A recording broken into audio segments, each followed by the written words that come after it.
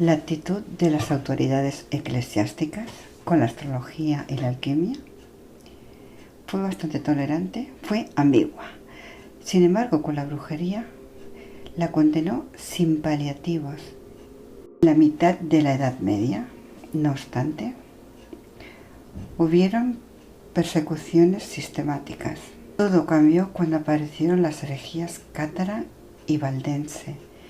Concedían gran importancia al demonio. Para combatirlas nació la Inquisición pontífica en el siglo XIII. Ya en el siglo XIV, los procesos por brujería, por acusación de pacto con el diablo. A las brujas se las consideraba capaces de volar en palos animales y demonios, de encuentros nocturnos con el diablo, de pactos con Satanás, con sexo, con demonios y de magia negra. La capacidad de volar fue atestiguada por los inquisidores de Felipe II tras una misión en Galicia. La tortura representó la piedra angular de la que fue del siglo XIV al siglo XVI. La caza de las brujas urdía y apoyada incondicionalmente, además de la Iglesia, por el pueblo. La Santa Inquisición, el órgano de investigación y control instituido por la Iglesia Católica contra los herejes y los tribunales protestantes, después de tolerar de mala gana durante los siglos la magia y la brujería, pudieron pasar a la acción gracias a una bula papal que dictaminó Inocencio VIII en el año 1484, donde ahí se reconocía la brujería como herejía. Desde antiguos muchos eventos extraordinarios eran atribuidos a la brujería, a la magia de la Iglesia, pero mientras los últimos eran milagros, fruto de la mediación divina, los primeros eran obra del mayor enemigo de la Iglesia, el peor de los herejes, Satanás. Por eso se pensó en atribuir todas las desgracias que afligían a la humanidad a la brujería. Las grandes cacerías, las calamidades naturales, las epidemias, las grandes carestías, la desaparición de niños, la impotencia, la esterilidad, los hombres bestias, todo aquellos sucesos y adversidades grandes o pequeños, pero siempre dolorosos e incomprensibles, eran imputados a cualquier vieja maligna que estaba en la complicidad con el demonio. Así que el poder ofrecía a la gente de entonces la oportunidad de descargar las penas de su miseria existencia sobre un culpable cualquiera. El acusado, aun siendo inocente, niega y niega y niega, pero mediante las torturas al final terminaban diciendo que sí, que eran culpables. La persecución de las brujas de labor en el País Vasco francés fue obra del juez de Burdeos Pierre de la Croix, comisionado por el rey Enrique IV de Francia, en respuesta a la petición hecha por los señores Dumont y Tourbillon para que acabaran con la plaga de brujos y brujas que, según ellos, asolaba el país. La llegada de Lancret y de sus subalternos de labor provocó el pánico y muchas familias se dirigieron a Navarra, agolpándose en la frontera. A principios del siglo XVII, Zugarramurdi era una pequeña aldea de montaña de Navarra, colindante con el país de Labort en el País Vasco francés.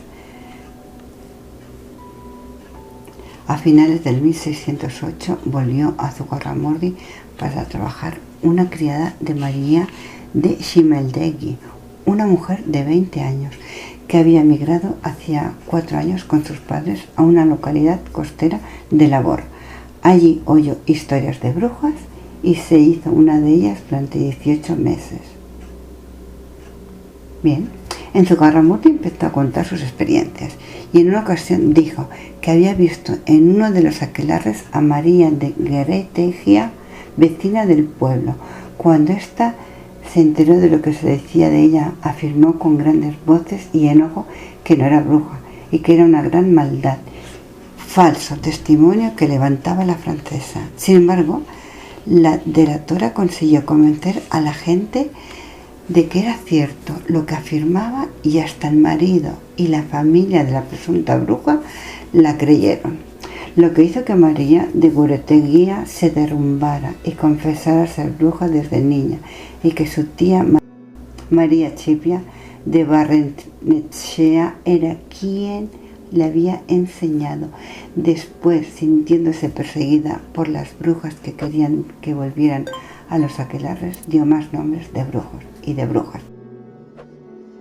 Y sus casas fueron allanadas en busca de sapos, compañeros, protectores de las brujas. Finalmente todos ellos, 7 mujeres y 3 hombres, acabaron haciendo una confesión pública en la iglesia parroquial. Sin embargo, tras arrepentirse, los vecinos los perdonaron. Lo que estaba pasando en Zugarramurdi llegó a oídos del Tribunal de la Inquisición de Logroño, que era el que tenía la jurisdicción sobre Navarra, que envió a los primeros días de enero de 1609 a un comisionado de la Inquisición para que informara de ello. El día 12 de enero llegó a Logroño el escrito del comisario y los 2 inquisidores del tribunal, que creían en la realidad de la brujería. Fue ordenada la detención de las brujas que habían confesado. En total 4. Fueron encarceladas en la prisión secreta de la Inquisición de Logroño y contando con un intérprete las sometieron a un duro interrogatorio hasta que las 4 confesaron que eran brujas. El 13 de febrero enviaron una carta al Consejo de la Suprema Inquisición de Madrid en la que relataron su manera, lo que habían averiguado, lo que ellos creían haber averiguado, porque claro, al transcribir el idioma del euskera al castellano, donde según palabras muchas no entendían, pues decidieron poner lo que ellos quisieron y les venía conveniente. Entonces pidieron instrucciones sobre la forma en que debían proceder en adelante. La contestación llegó el 11 de marzo y en ella la Suprema, siguiendo la política de rigor de la hora de determinar la veracidad de los fenómenos, había aplicado hasta entonces, ordenó a los inquisidores que se cercioraran de lo que decían las brujas era verdad, para lo que enviaron un minucioso y detallado cuestionario de 14 preguntas. Pero la creencia de 2 inquisidores en la realidad de los hechos les habían contado eran tan grande que no hicieron caso a la información que les había dado el carcelero inquisitorial, que había oído a las 4 mujeres decir que se habían declarado brujas, aunque no lo eran, porque creían que así podían salir antes de la prisión y volver a sus casas. Pobrecitas.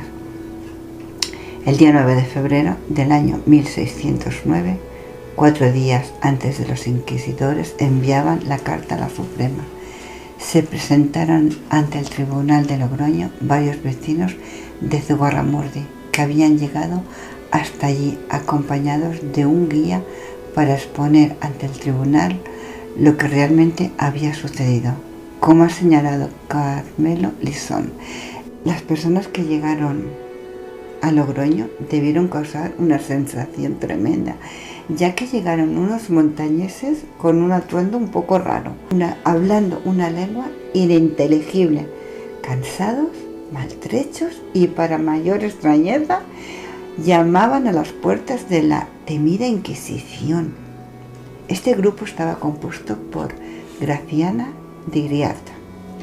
Ella era más conocida como Graciana de Barrenechea, esposa de Miguel Goibur, y de sus 2 hijas, Estebanía de Iriar y María de Iriar.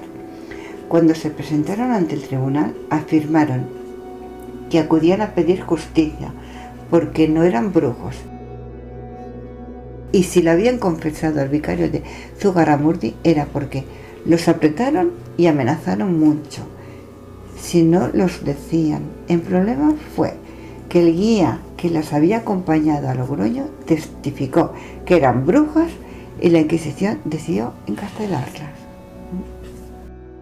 Los 2 inquisidores no hicieron caso de las instrucciones recibidas de la Suprema y pensaron que la proclamación de inocencia de los acusados era un truco de sus parientes o del demonio, que querían librarlos del castigo. Estuvieron 5 meses encarcelados, interrogatorios. Imaginaros los interrogatorios de aquella época, madre mía. Fueron considerados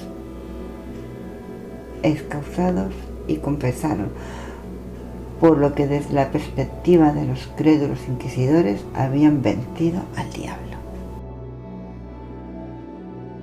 Los autoinculpados también delataron a otros brujos y brujas que quedaban en las montañas y proporcionaron una lista en la cual había niños menores, sobre unos 14 años, que también participaban en los aquelarres. Madre mía, imaginar. Con esta información obtenida, partió en el año 1609,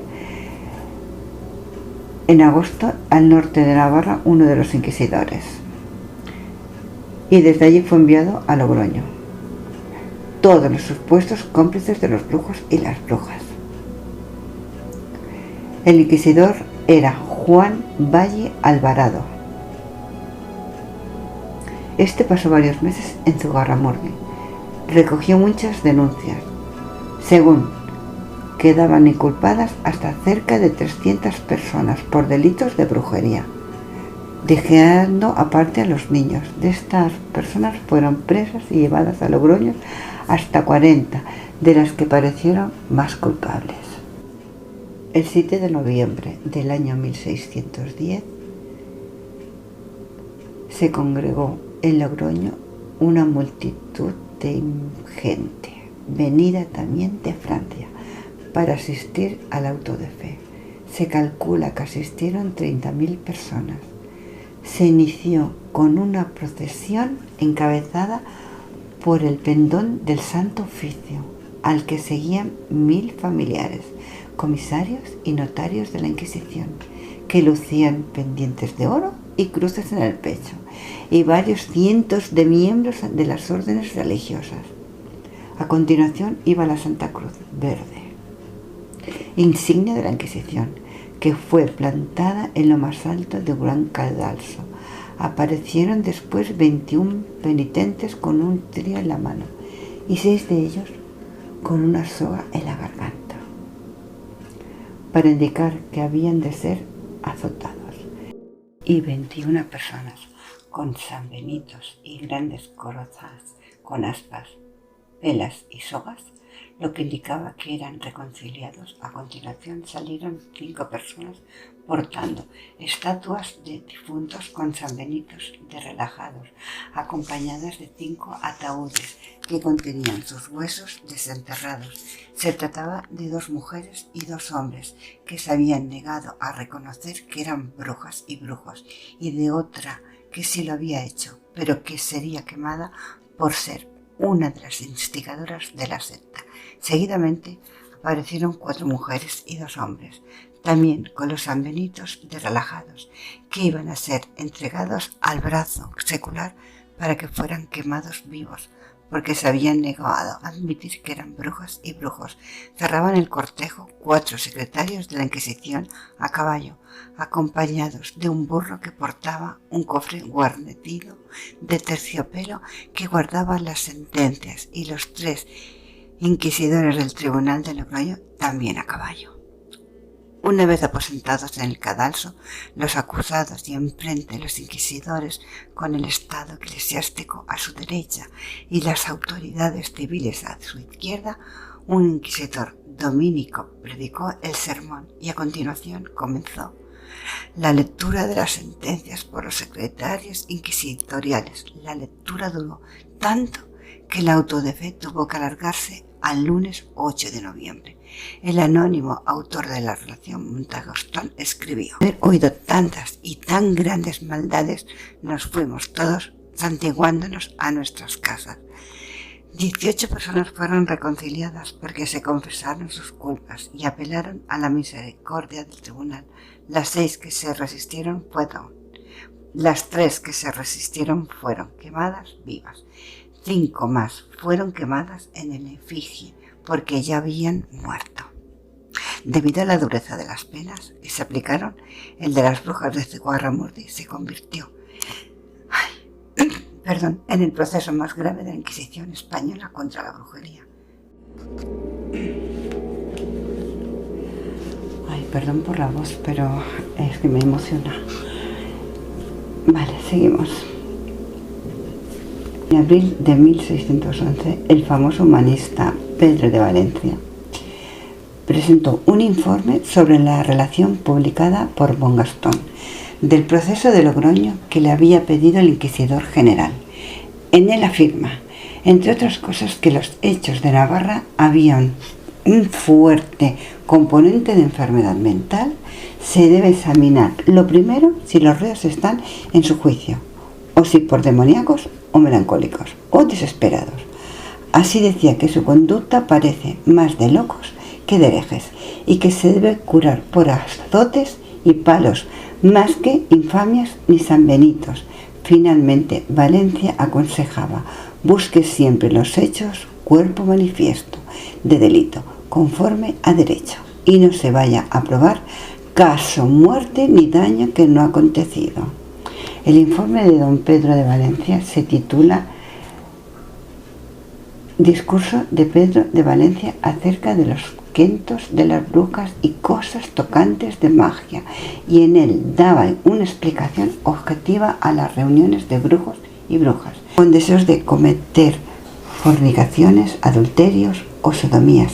Hayan inventado aquellas juntas y misterios de maldad en que alguno, el mayor bellaco, se ficha a Satanás y se componga con aquellos cuernos y traje horrible obscenidad y suciedad de cuentan. Hay palabras en gallego. Para apoyar su interpretación de aquel aquelarre recurre a la comparación con las bacanales de la antigua Roma, concluyendo: todo mi sentimiento y afecto se inclina a entender que aquellas hayan sido y sean juntas de hombres y mujeres que tienen por fin el que han tenido y tendrán todos los tales en todos los siglos que entorpezca Carmal. La conclusión del memorial de Salazar es que los fenómenos de brujería investigados son historias inverosímiles y ridículas, y todo lo que relaciona a Logroño da como acierto. Todo lo que comenta de Lancreo con gravedad cae como embuste y patraña ante el método experimental de don Alonso. Los casos se presentaban con abundancia abrumadora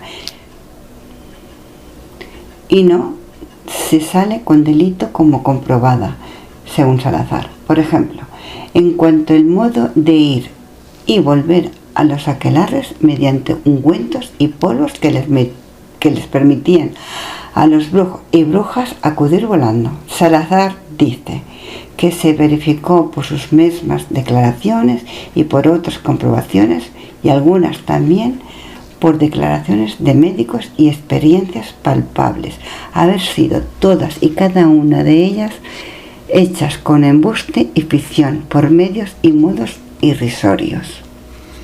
Salazar relata con detalle estas experiencias palpables o experimentos, como recoger 22 ollas que contenían los potajes, ungüentos o polvos con los que frotaban las brujas para volar y que utilizaban para maleficios, y pidió a varios médicos y hombres peritos que comprobaran su eficacia sobre animales. a los que no les pasó nada. Prosiguió su investigación sobre los potajes brujeriles y comprobó que en bastantes ocasiones había sido el miedo y las amenazas de clérigos y comisarios lo que había obligado a los supuestos brujos a inventarse sobre la marcha los brebajes. Salazar también les demostró a los supuestos brujos y brujas que las cosas que decían no habían ocurrido en realidad, como el caso de mujeres jóvenes que afirmaban haber sido amantes del demonio, pero que al ser examinadas por matronas, éstas comprobaban que seguían siendo vírgenes, sueño todo o flaqueza de cerebro, escribe. Asimismo, constata que muchos supuestos brujos y brujas confesaron por haber sido torturados por sus vecinos, como el caso de una mujer de Elizondo que le dijo que había admitido ser bruja para librarse de un cepo en el que la tuvieron sujeta la gente del pueblo durante 15 días, o el de un hombre al que fueron quemando con un tizón, obligándolo con eso a torcer la verdad. Y valientemente señala que las torturas también han concurrido escandalosamente en muchas partes de los mismos comisarios y ministros de la Inquisición. De lo que pone varios ejemplos. Primero, como el caso de dos niñas de 13 y 14 años de la Rea que habían sido atadas por las manos y el cuello por dos clérigos en la rectoría, amenazándolas con llevarlas ante el tribunal de Logroño si no confesaban. Salazar concluye: los temores de las violencias y prisiones y amenazas que los negativos han padecido hasta confesar conjuntamente con las promesas de quietud y perdón que les prometían los clérigos, se confesaban y de que les darían los sacramentos, que entre tanto las negaban, fueron muy bastantes para darles decir cuántas mentiras les mandaban, y así lo comienzan a mostrar los 80 revocantes con sus confesiones. Y añade: he tenido y tengo por muy más que cierto que no ha pasado real y corporalmente ninguno de todos los actos deducidos o testificales en este negocio. Salazar deduce de todo lo que ha averiguado que en el proceso de Logroño no se había actuado con la rectitud y cristiandad debida, porque se había coaccionado a los procesados prometiéndoles la libertad si se declaraban culpables. No se habían consignado muchas renovaciones de testimonios anteriores, incluso de gentes en trance de morir, y no se habían acabado de averiguar la noticia que tuvieron de que las dos primas principales descubridoras de esta complicidad se jactaban de que eran mentira.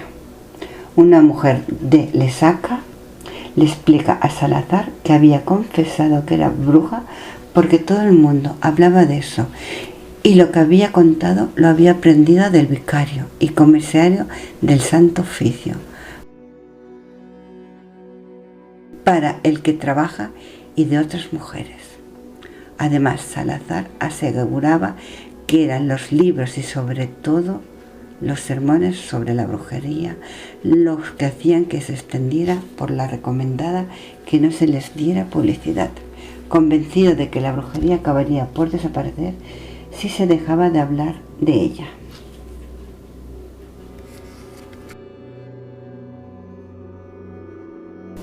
Como nota curiosa os voy a comentar la belladona. Se considera la reina de las plantas en brujería. Debe su nombre a la expresión de dulzura que adquirían las mujeres al usar el colirio, que con ella se fabricaban. Era tan potente sus efectos que con el ungüento hecho a base de los frutos de esta venerosísima planta, las brujas decían poder volar al aquelarre y tener encuentros apasionados con el príncipe soñado. La forma más común de usar este ungüento era untar las partes más íntimas del cuerpo con ayuda del palo de una escoba, que luego les permitía cabalgar más allá de la realidad. De aquí el mito de la bruja volando sobre su escoba, el ungüento mágico que las brujas usaban para viajar al aquelarre estaba compuesto de beleño, estramonio o belladona, plantas que provocan alucinaciones tan intensas que quienes las tomaban no podían distinguir la realidad vivida con las tremendas pesadillas que parecían materializarse. Los productos obtenidos de estas plantas solo eran usados en circunstancias especiales, puesto que su consumo provocaba graves daños físicos y mentales, en ocasiones irreversibles. El estramonio, más conocido como hierba del diablo, era de uso muy común entre las brujas.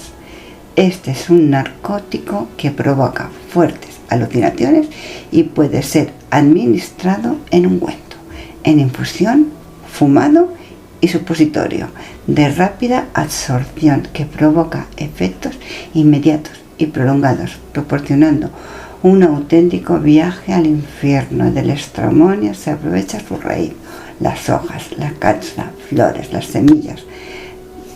Natura estramonio, natura demonio. Es un juego de palabras que alucina a la relación entre los efectos causados por la planta y los poderes relacionados con el demonio.